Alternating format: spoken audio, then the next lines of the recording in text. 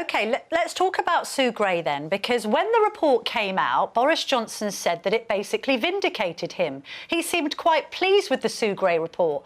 Now he's saying that there are question marks over the Sue Gray report because of this appointment to Sir Keir Starmer's office. So which is it? Has Sue Gray vindicated him or implicated him? I'm confused.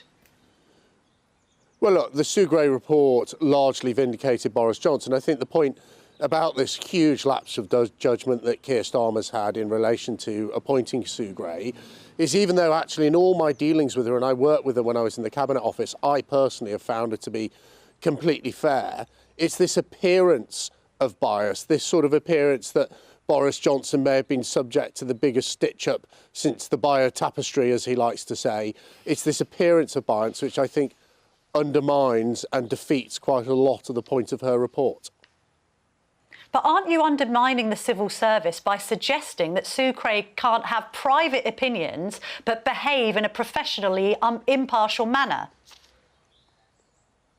Well, as I said, in all my dealings with Sue Gray, I've always found her completely fair and impartial. But I think it plays into this bigger idea, Camilla, that, you know, the British people voted for Brexit, and I was in government and I saw firsthand civil servants at every turn trying to frustrate Brexit.